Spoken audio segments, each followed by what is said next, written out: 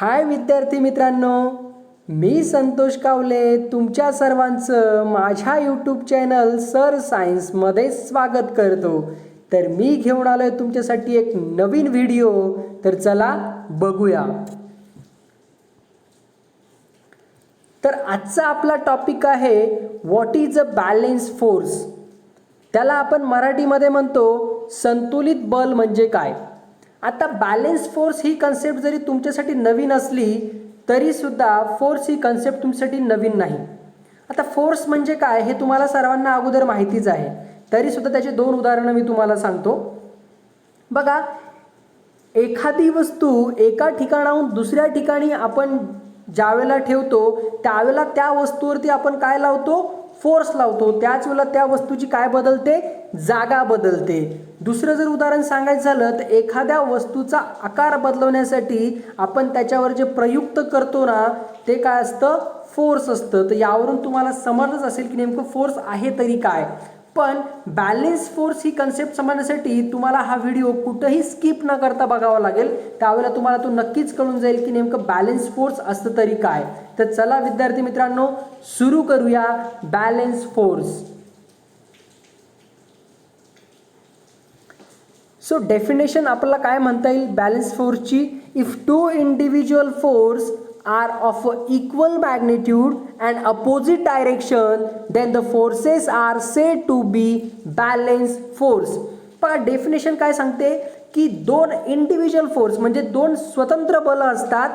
दोन स्वतंत्र बल म्हणजे काय, फॉर एक्झाम्पल एक जर ग्रॅव्हिटेशन असेल तर दुसरं कोणतं असणार तुमचं त्या ठिकाणी, फ्रिक्शनल असेल. तर अशी दोन स्वतंत्र बल त्या ठिकाणी असतात आणि त्यांचं मॅग्निट्यूड कसं असतं पण इक्वल असतं. मॅग्निट्यूड म्हणजे त्यांचं मास असेल, त्यांची स्पीड असेल, त्यांची साईज असेल तर ती कशी असते, सेम असते त्या ठिकाणी. पण त्यांची जी डायरेक्शन असते ना ती डायरेक्शन कशी असते, अपोजिट, म्हणजे दोन विरुद्ध दिशेला ते असतात. तर अशी जी बलं असतात त्यांना आपण काय म्हणतो, बॅलेन्स फोर्स असं म्हणतो. तर नेमकं ते असतात तरी काय तुम्हाला डेफिनेशनवरून थोडं समजलंच असेल, पण पूर्णपणे समजण्यासाठी काही उदाहरणं मी समोर दिलेली आहेत. त्या उदाहरणं तुम्ही एकदा बघितली की तुम्हाला समजून जाईल की नेमकं बॅलेन्स फोर्स असतं तरी काय. सो फर्स्ट एक्झाम्पल आपण या ठिकाणी बघू. A boy in a standing position. बघा, तुम्हाला एक मुलगा या ठिकाणी उभा दिसतोय चित्रामध्ये. तर त्याच्यावरती बघा कुठलं बल आता या ठिकाणी काम करतं. तर बघा, पहिलं बल जे आपल्यावरती सगळ्यांवरच कार्य करतं ते असं तुमचं ग्रॅव्हिटेशन फोर्स. आणि ग्रॅव्हिटेशन फोर्सच्या विरुद्ध दिशेने जे बल काम करतं ना त्याला आपण नॉर्मल फोर्स म्हणतो किंवा त्याला आपण रिॲक्शन फोर्स असं म्हणतो. तर या ठिकाणी बघा, ग्रॅव्हिटेशन फोर्स जे आहे जे आपल्या पृथ्वीवरती बघायला मिळतं, त्यामुळे कुठलीही वस्तू पृथ्वी काय करते, स्वतःकडे ओढून घेते. म्हणूनच आपण कुठं उभं राहू शकतो, पृथ्वीवरती उभं राहू शकतो. तर बघा, रेड ॲरो जो दिसतोय तुम्हाला त्या ठिकाणी खालच्या दिशेने तुम्हाला दिसतोय, म्हणजे ग्रॅव्हिटेशन फोर्स कोणत्या दिशेने आहे, खालच्या दिशेने आहे. आणि ब्लॅक ॲरो जो तुम्हाला त्या ठिकाणी दिसतो आहे ते कोणत्या दिशेने आहे, रिॲक्शन फोर्स तुमचं वरच्या दिशेने आहे. या दोघांचं मॅग्निट्यूड काय आहे, सेम आहे. म्हणजे दोघांचं जे मॅग्निट्यूड आहे सेम आहे. तर ज्या ठिकाणी दोघांचं मॅग्निट्यूड सेम असतं पण डायरेक्शन बघा डिफरंट आहे, एक वरच्या दिशेने आणि एक कोणत्या आहे, खालच्या दिशेने आहे. तर अशा वेळेला या ठिकाणी जे बल तुम्हाला बघायला मिळतं त्यालाच आपण म्हणतो बॅलेन्स फोर्स. म्हणजे कोणीही या ठिकाणी जास्त ना, नॉर्मल फोर्स जेवढा आहे तेवढं सेम कोणतं फोर्स आहे, ग्रॅव्हिटेशन फोर्स आहे. जर असे दोन्ही बल सारखे असतील पण डायरेक्शन जर त्यांच्या विरुद्ध असतील तर त्याला आपण म्हणतो बॅलेन्स फोर्स. तुम्हाला इथे दिलं पण बघा शेजारी, both the force are equal that is they are balance force. दोन्ही बल सारखे आहेत म्हणून या ठिकाणी जे बल तुम्हाला बघायला मिळतं त्यालाच आपण म्हणतो बॅलेन्स फोर्स म्हणजे संतुलित बल. तर आता दुसरं एक्झाम्पल आपण बघूयात. बघा, सेकंड एक्झाम्पल काय सांगतो तुम्हाला. If two forces are pushing the same box from opposite side the box will remain steel.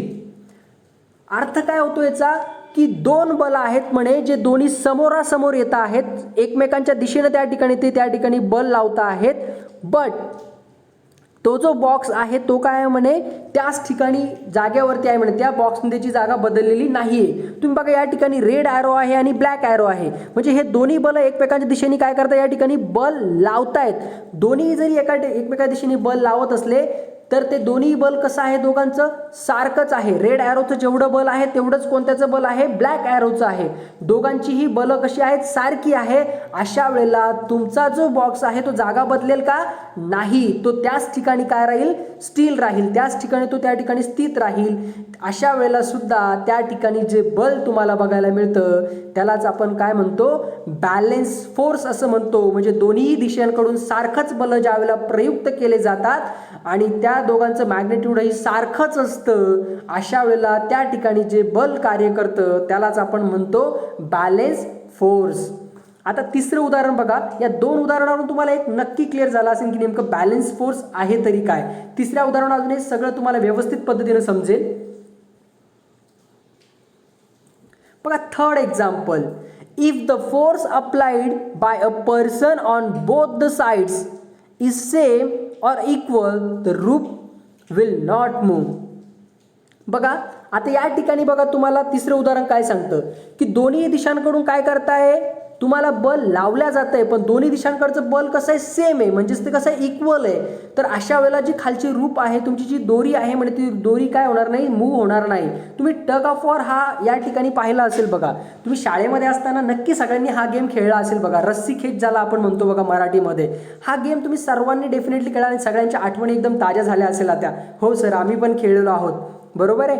तर बघा इकडच्या साईड एका टीममध्ये किती प्लेयर आहेत दोन प्लेयर आहे. एका इकडच्या साईडलाही दोन आणि इकडच्या साईडलाही दोन. मग दोघांची बलं कशी एकदम सेम टू सेम आहेत म्हणजे 5 न्यूटन. बघा न्यूटन हे जे आहे हे फोर्सचं काय आहे युनिट आहे. तर पहिल्या टीमचं पण बल जे आहे ते 5 न्यूटन आहे आणि दुसऱ्या टीमचं पण जे फोर्स आहे ते किती आहे तुमचं 5 न्यूटन आहे. दोन्हीकडूनही 5 न्यूटन आहे पण कसं आहे अपोजिट डायरेक्शनला दोघंही कसं ओढताय एकमेकापासून दूर ओढताय पण दोघांकडचंही जे बल आहे ते 5 न्यूटनच आहे.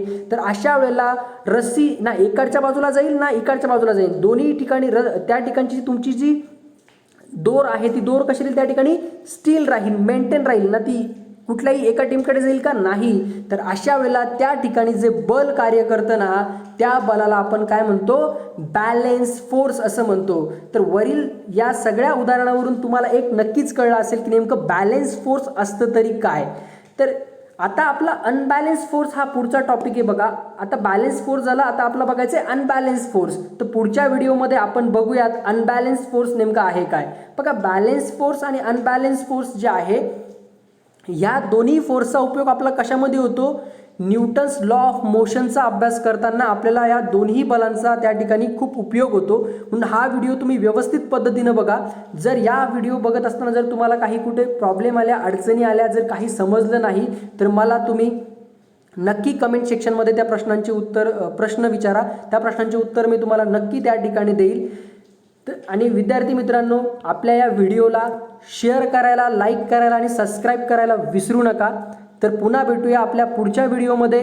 तोपर्यंत थँक्यू सो मच.